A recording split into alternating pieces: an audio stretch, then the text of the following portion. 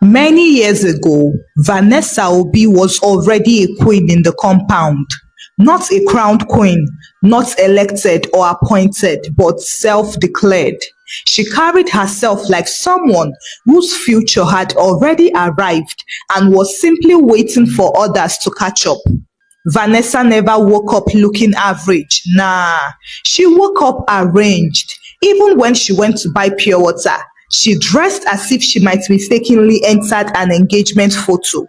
Her hair was always laid, with her eyelashes standing as if they paid rent. And she wore sunglasses even when the sun had not made up its mind. People in the compound got used to turning their heads twice whenever she passed. See packaging, one girl would whisper. Another one would reply, money is speaking. Well, money was not speaking. It was confidence shouting. Unknown to everybody, Vanessa had a system. Somewhere inside town, hidden like a government secret, she had a woman who supplied her with correct okrika. It was not the noisy okrika that still carried another person's history. This one was special. There were designers that behaved like new, bags that still respected themselves, shoes that looked as if they had retired early from the previous ownership, and Vanessa wore them with authority. If she passed by your side, perfume would follow like a security escort.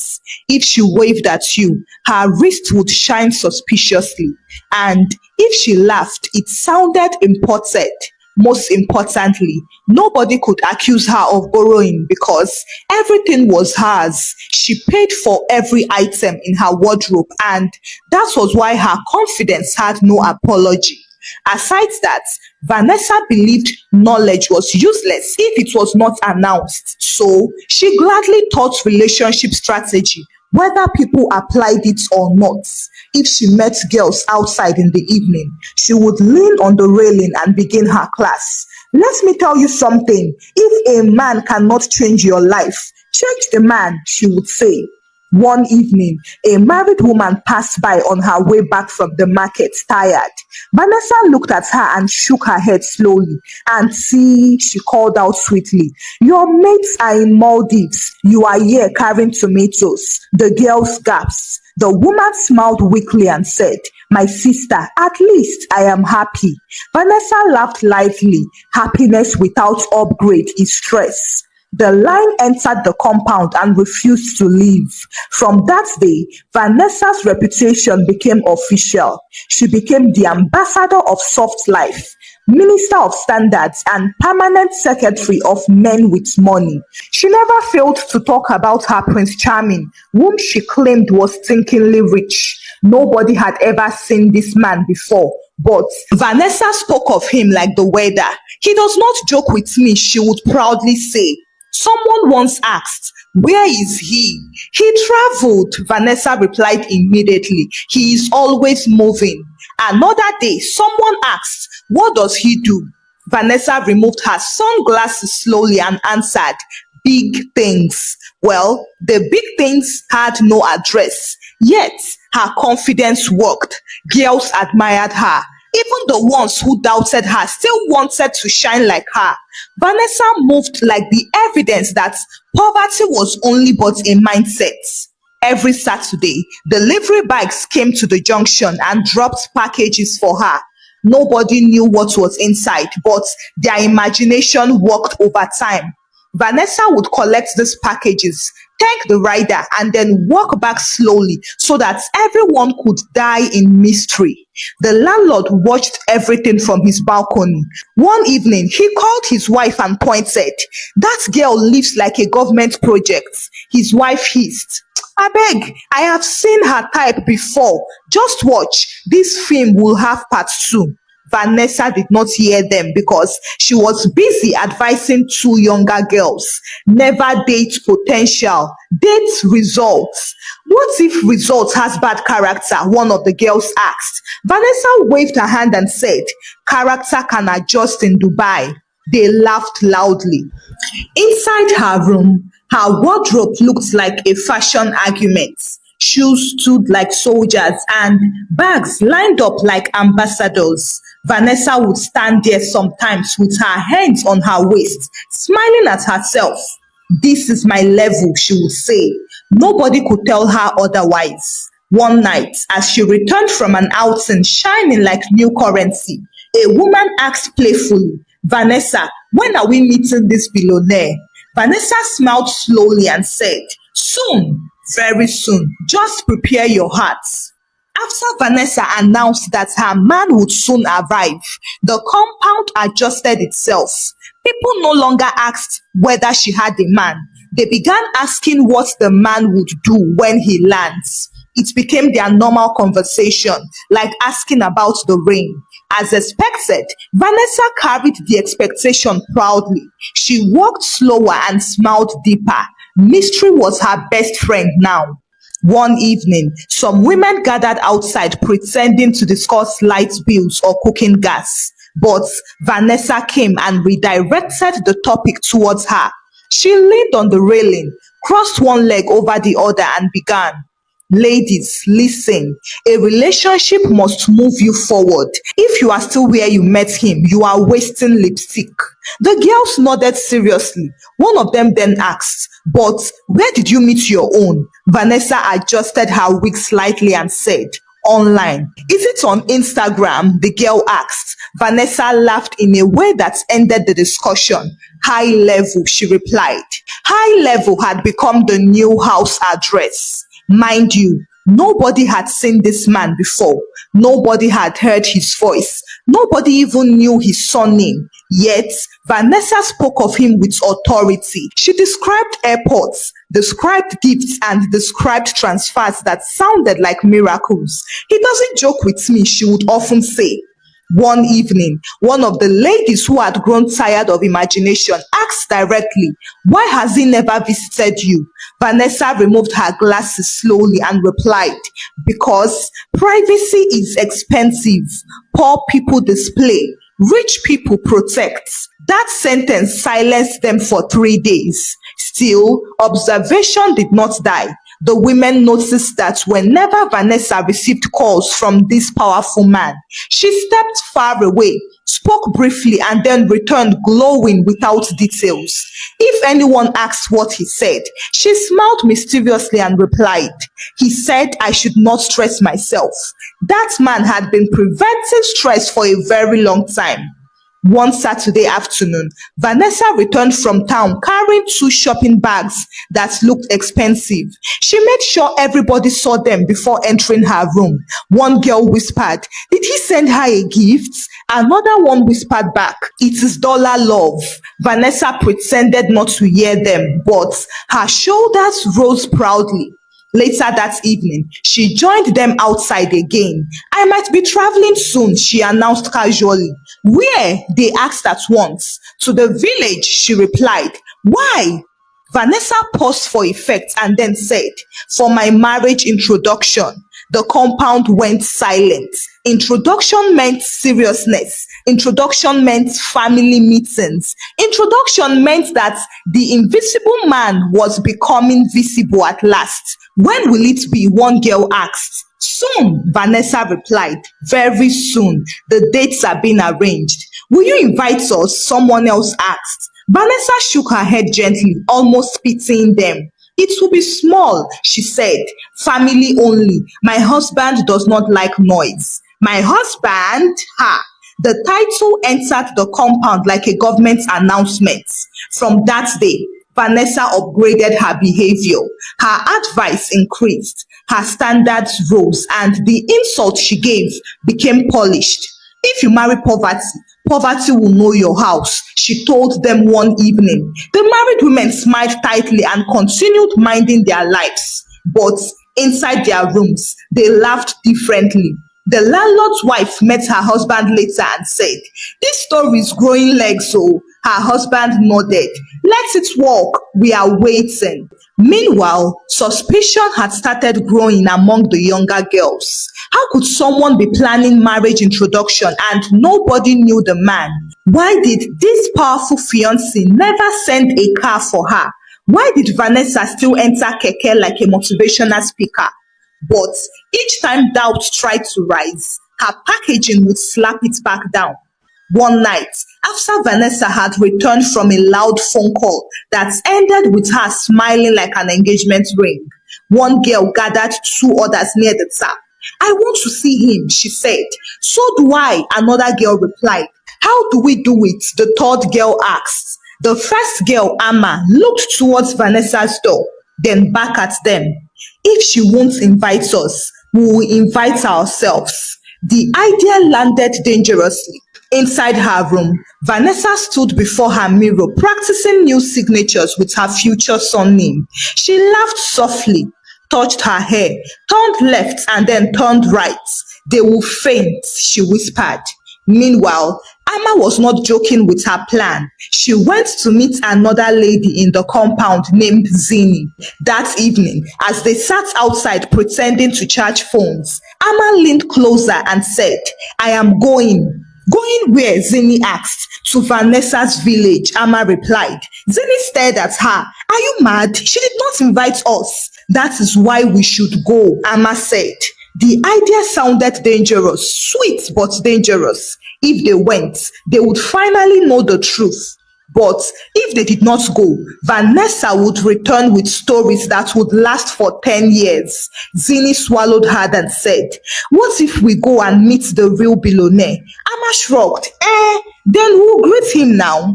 The fear of missing evidence defeated wisdom immediately, and so they began making plans secretly. Who knew the village? Who could direct them? What day Vanessa would travel? They gathered everything piece by piece like gossip detectives. They discovered that Vanessa would leave on Friday afternoon and the ceremony would hold on Saturday morning. Perfect. Vanessa, who was unaware of the investigation, increased her performance. She began packing loudly. She brought out clothes and hung them outside where the sun could advertise them. She made phone calls where people could hear one side. Yes, my love, she would say, I am coming. No, I didn't stress myself. I will behave. The girls watched her with professional interest. On Thursday evening, the landlord's wife saw them whispering and asked, what are you people planning? Nothing, no, they quickly replied. She laughed. I know now, when girls say nothing, something is moving. Vanessa left on Friday, glowing like a victory parade. She wore dark glasses, carried her handbag like her passport, and entered the vehicle with slow confidence. People waved at her, and she waved back like a queen returning to her colony. See you when I come back, she said sweetly. We are waiting, Amma replied, even though she meant something else. As soon as the vehicle turned the corner, the girls ran inside to prepare. Their bags were packed, their wigs were already arranged, and they had already contributed money. The transport fare was settled. Nobody slept properly that night. Excitement couldn't let them close their eyes. By early Saturday morning, they were already on the road. Their hearts were beating with wicked curiosity. What if Vanessa was telling the truth? What if she was not? Either way, today would answer everything. Inside the village, Vanessa sat in a small room. Her makeup was done. The outfit was correct and her smile was rehearsed. Her phone vibrated with messages from her neighbors. Safe journey, we love you. Send us pictures, oh. She replied with confidence, just pray for me. It will go well. Outside, the villagers moved around setting chairs. It was not a big ceremony, so Vanessa kept telling herself that nobody would know. After the wedding, she would move out of the compound to a new area. Still, her heart was not calm. She had prayed that nobody would come from the compound because she wanted to still protect her packaging. And then, around mid-morning, noise came from the entrance. 2 bikes stopped. Then 3 familiar voices shouted her name. Vanessa's smile broke before she could stop it because when she looked towards the gates, she saw them. Amma, Zini and one married woman from the compound. Her body forgot how to behave normally. For a moment, she believed she was dreaming. You know, the bad kind of dream where shame arrives wearing familiar faces. Amma waved happily as if she had been invited personally. Zini smiled too widely while the married woman followed behind, pretending innocence, but her eyes were sharp like that of a journalist. Surprise! Amma shouted. Vanessa forced her lips to cooperate. Ah, you people came? Yes, now, Zini replied. You are our sister. How can you do introduction without us? How indeed? Vanessa stepped forward and hugged them nervously, trying to calculate escape routes that did not exist. Her mind ran quickly. Maybe they would greet, snap pictures, eat small food, and then leave before anything dangerous happened. Maybe the groom would arrive with enough packaging to support the lie. Or maybe miracle could happen anyway. Vanessa led her neighbors to the plastic chairs and begged them silently with her eyes to behave. Where is he? Amma asked immediately, scanning everywhere. He's coming, Vanessa quickly replied. They went to pick him. Pick him from where? Nobody asked though, because no need to rush. Zini leaned toward her and said, this village is fine. It is simple. Vanessa nodded too fast. We like being simple. In her chest, drum beats began. Minutes stretched and every sound from the road made Vanessa jump. She kept smiling, nodding and greeting relatives who did not understand why she was greeting them like an apology. Sweat gathered behind her ears and the makeup started negotiating. Then joyful shouting started at the gates. They have come, oh! Everybody turned. Vanessa's heart stopped. A small car entered, raising dust like a truck. People stood up to welcome the groom's family. The women from the compound leaned forward with wide eyes, ready to capture the grand entrance, ready to return home with evidence, ready to finally respect Vanessa properly. The car stopped. The door opened and oh, the man who stepped out was not foreign or mysterious. He did not look like any airport returnee. He was familiar. Too familiar. Amma blinked first. Zini gasped next. The married woman even laughed before she could stop herself. Is that not? Amma whispered. Yes, it was Chibuzo. Chibuzo the barber. Chibuzo, who owned the small shop beside the junction. Chibuzo, who shouted, next, every Saturday morning. Chibuzo, whose clippers were louder than his dreams. Chibuzo, who once greeted Vanessa and received silence in return. He stepped out proudly, adjusting his outfit, smiling like a man who had finally defeated impossibility. Vanessa felt her knees weaken. This was not how she planned the reveal. This was not how the mystery was meant to die. Not like this, not in daylight, not with witnesses who would travel back to spill. Chibuzo waved at her and called happily, baby! The word entered the air and exploded. The women looked at Vanessa slowly and carefully, the way people look at someone who had just finished lying professionally. Zini leaned back in the chair and murmured, high level. Vanessa tried to speak, but no sentence agreed to help her. She could not deny him. She could not faint. She could not run. Shame nailed her legs to the ground. Chibuzo reached her and hugged her warmly. You look beautiful, he said. Thank you, she replied with a very small voice. Amma stood up, smiling politely. Congratulations, she said. It was a clean sentence, but it was also revenge. Around them, the villagers celebrated normally, unaware that inside Vanessa's chest, an empire had collapsed without an ambulance. The women did not shout. They did not insult her. They did not even laugh. They just watched, but that was worse. Before Vanessa reached town, the story had already arrived because news traveled faster than buses, faster than network, and faster than any explanation. By the time the women entered the compound that evening, the neighbors were already waiting outside like people expecting a parade. Nobody asked them anything directly. They did not need to. Their faces were enough. Amma walked in first, dropped her bag, drank water, and then announced calmly, "It was successful." "How successful?" someone asked. Zini smiled. "Very successful. We saw the groom very well." The landlord's wife leaned forward and asked, "Who is he?" The women gave a dramatic pause. Then Amma answered gently, very kindly, "Chibuzo." The name landed badly. "Which Chibuzo?" one woman asked, even though she already suspected. "The barber," Zini replied. Silence moved through the compound like electricity. One woman covered her mouth. Another one shook her head slowly. The landlord laughed once, then coughed to hide it. Nobody insulted Vanessa. Oh, that was the wicked part. They simply went inside their rooms and waited for her return. Vanessa arrived the next day in the afternoon. The sun was not even friendly. The street was quiet, suspiciously quiet, as if people were hiding behind curtains. She entered the compound with her bag in one hand, her sunglasses in place, and her face arranged into dignity. If shame wanted to escort her, it would have to walk behind.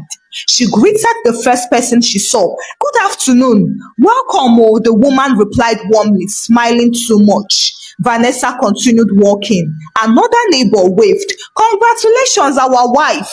"Our wife." Vanessa nodded carefully. "Thank you." But their kindness looked suspicious. By evening, people gathered outside as usual. Nobody invited her, but nobody chased her away either. She sat down among them, breathing slowly. Amma arrived with her pure water and greeted her politely. "How is your husband?" she asked. Vanessa swallowed hard. "He is fine." "Greet him for us," so Zini added sweetly. "Tell him we will come and barb." Laughter tried to escape from one of the neighbors, but it was quickly caught. Vanessa managed to smile small. She could not fight all of them, neither could she correct history. Her mystery had died permanently. The landlord's wife came out last. She looked at Vanessa pitifully. "My daughter," she said gently, "marriage is good." Vanessa nodded. "But next time," the woman continued, "let's packaging rest small. Reality gets tired of hiding." Nobody spoke after that. The conversation changed to fuel price, then to rain, then to NEPA contribution. That night, Vanessa entered her room and removed her wig slowly. She sat on the bed for a long time, staring at her wardrobe. The labels were still shining. The shoes still stood like soldiers. Nothing there had changed, but everything outside had. She remembered every sentence she had thrown carelessly, every comparison, every motives, every upgrade. Sadly, none of them followed her back from the village. They had expired at the gates. Vanessa lay down carefully, and that night she slept without performance. From that day, whenever Vanessa spoke, she spoke normally because reality had collected the microphone from her. Thank you for watching the story. Kindly share your thoughts about the story with me in the comment section. Give the story a thumbs up and share the story out with your loved ones. Subscribe to this channel if you've not done so by now. Until I bring another story your way.